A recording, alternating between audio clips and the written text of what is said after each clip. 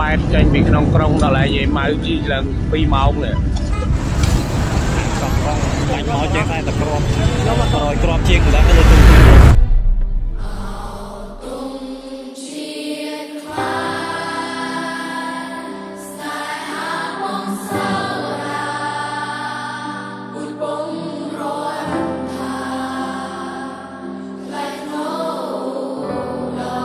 មិនបានសួរខ្ញុំមកពីណាហើយឃើញមកឲ្យយំអញ្ចឹង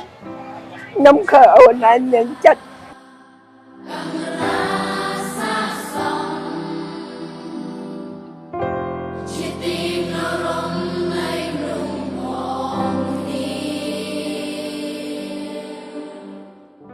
បាទដែរនឹងអូនបាទតាំងពីមុខទឹកបាត់ជើងប៉ុន្តែមិនសង្គ្រាមគេអញ្ចឹងយើងจะតស៊ូទៅនឹងវាមិនស្រួលដូចយើងនៅផ្ទះមិនពីដាច់ឲ្យមកលុនណុលហើយ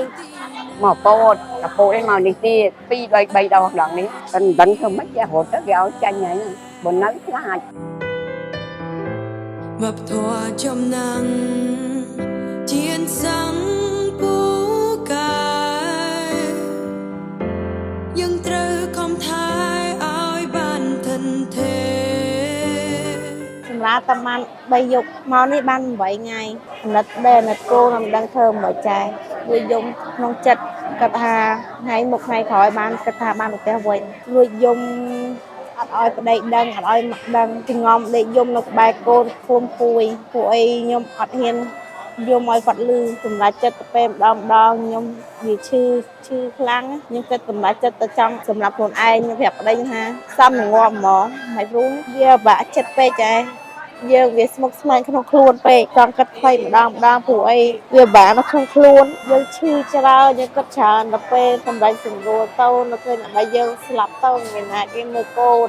ដល់2បើយើងស្លាប់ទៅអាគ្នាតែបង្កើតនេះបាត់អីបៅដល់ពេលអាំងមកចេញពីពេលមកបានទៅផ្ទះវិញដល់ពេលសម្រាលហើយជំរាបក៏មិនតាន់ចប់ទុំប្រលឹងចិត្តសន្ធឹងលើវេហារួមមានខ្សាន់ត្រាជាមលុបត្រគឺយើងមានបញ្ហាជាមួយខាងព្រំដែនមកនេះជាលើកទី6ហើយដែលក្រុមការងាររបស់ខ្ញុំបានចុះចែកស្បៀងទៅដល់ប្រជាសឹករបស់យើងបាទជំនាន់ខ្ញុំជាជនភៀសខ្លួនមិនមែនជាជនភៀសសឹកទេជនភៀសខ្លួនគឺថាមហាសែនវិទ្យាស្គមស្គាំងខ្វះខាតឈឺបាក់ដៃបាក់ជើងអញ្ចឹងទៅចឹងការបានអីបន្តិចតួចគឺមហាសែនអស្ចារ្យបាទប៉ុន្តែបើយើងប្រៀបធៀបប្រជាពលរដ្ឋយើងឥឡូវដែលជាជនភៀសសឹក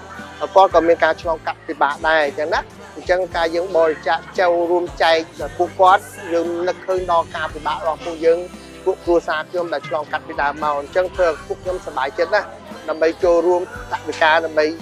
ទិញស្បៀងអាហារជូនពួកគាត់យើងមើលទស្សនវិជ្ជាពួកគាត់គឺមានការនៅតែខ្វះខាតជាពិសេសក្មេងៗគាត់